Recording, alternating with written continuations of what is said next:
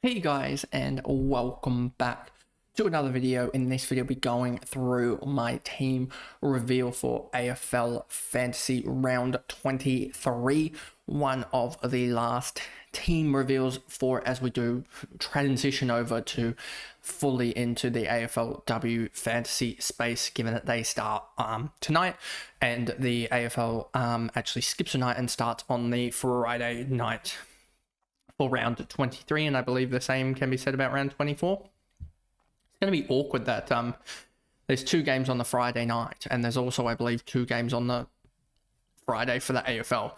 So that'll be a little bit awkward. That is AFL headquarters timing for you. Let me just double check that I'm right in saying that. No, there's only one game at 6:15 p.m. on the Friday, so that is a little bit awkward timing for the AFLW. But anyway, let's just jump into the AFL fantasy team reveal for this round. And yeah, the trades are relatively simple. I can pretty much trade to whoever I want, and I do like the Tim English pick. He does have West Coast. You're just going to hunt that matchup as much as possible. And Brody Grundy obviously concussed. Thought he was going to, well, I wouldn't say get away with it, but I thought he was pretty fine. And then that came out Monday that he was concussed. And then Zach Merritt broke his hand for a 132. So we are going with Jordan Dawson because, again, he has Collingwood in what will be a grudge match. And I'm pretty sure he's done really well against Collingwood in the past. If we just go to Dawson here and look at his stats, not Dawson Simpson. I want Jordan Dawson. I thought Dawson would be enough there. But anyway, let's just grab up Jordan Dawson here, and you can see his games against Collingwood in the past. He has gone, in the past 4 games against Collingwood, he's gone 112, 172, 117, and 138, if you look at it there. So that's a really good run. He's gone 30 touches, 35 touches, 29 touches, 27 touches. But I just really like the tackles and the marks. That's 17, 15, 27 tackles in the last 4 games against them. That's almost 7 a game, alongside 12, 21, 26 marks, which is 6.5 a game. So 6.5 marks, 6.75 tackles a game in the last 4 against them, alongside, what's that, 30, 35, so that's 65, 29, that's 94. That is 114, 121 touches in the last 4 weeks. So he's 4 games, sorry. So he's averaging 30.25 touches, 6.5 marks, 6.75 tackles in the last 4 games against the Pies. And I just really like that matchup. And then in round 24, he's got North Melbourne.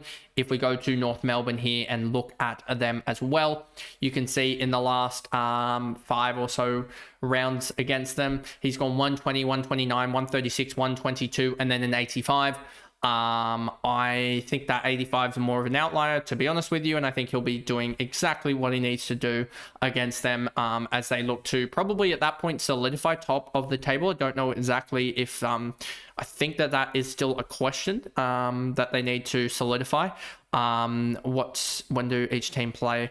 Because it is Geelong, that is the case in point, and then Adelaide actually play just before them, so they can absolutely knock it off and solidify top spot. I mean, if Sydney do end up beating the likes of the Cats, it would solidify top spot for Adelaide if they were able to beat Collingwood. But yeah, if Adelaide do lose, there's a lot more chaos in the final round potentially, as you'd probably see 4 teams on 64 points if Freo do get up as well against the likes of Brisbane. But if Brisbane get up, then they're on 62 points, and that there's a little bit of chaos there potential if that does happen. But yeah, the chaos, this is in general huge, because as they said, I think I saw on a graphic, 2nd through 8th is separated by 1 win. It is 25% that they are separated, but if you go 3rd through 8th, it's down to 10% gap alongside 1 win, which is a very minuscule gap.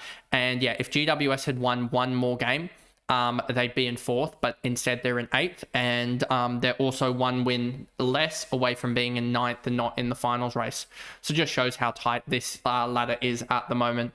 And yeah, just it's crazy how tight this is. But anyway, moving on in and around, and so that's sort of the reasoning there for those two. I just like their last couple matchups. If we also just do it through here, I think you'll find that what is going, I swear I clicked close. But anyway, let's just go through here and go to season long because we want this one. And we go to the rucks. And we go for the average here, and you'll see Sydney highest, but that's Brody Grundy out, so that doesn't really matter. St Kilda is the next highest. That's why we have Rowan Marshall. Then you've got Carlton. Then you've got Western Bulldogs, who have a pretty good matchup, and I think that is just the best matchup that you can possibly get with the likes of West Coast. And then in the final round, if Brody Grundy does get up, we might trade back into him, but if he doesn't, then we could easily just trade into, TDK has the other good matchup. You might even look at potentially like, who else is there? Richmond, you're not going to probably trade into a Nank, I don't think. Who else? Who plays Nank? You got Geelong, they don't really have anyone. And then who plays St Kilda? GWS don't really have any scorers, so it might be trading into a Gorn in the final round against Collingwood, who was still a pretty good matchup, but we'll see how they go. Whoever is playing Collingwood, who is exactly playing Collingwood, it would be Adelaide, and Adelaide are Collingwood still a light tinge green no matter where they play. So yeah, I don't think Collingwood, who have the likes of Melbourne in the final round. We'll see if we might go to Max Gawn depending on how Riley O'Brien goes. And then inside mids, I'm pretty sure it is Adelaide that have the best. Adelaide have the best. And then Richmond, Sydney, you're not really touching anyone there, I don't think. You might go for like an Isaac Heaney or an Errol Goulden in the final round, potentially, if you look at it like that. But that's about it. And then you've got the Western Bulldogs because of that West Coast matchup. So yeah, West Coast and North Melbourne really do differentiate from the crowd. You can kind of see in the last couple matchups, and you don't want to have those Sydney, Hawthorn, GWS seem to be the ones that are restricting, I would say, in that sense. But yeah, that pretty much is that for the, I guess, video in general, but we will quickly do VC and captaincy. So Essendon against St Kilda, are you going to pick any St Kilda guys?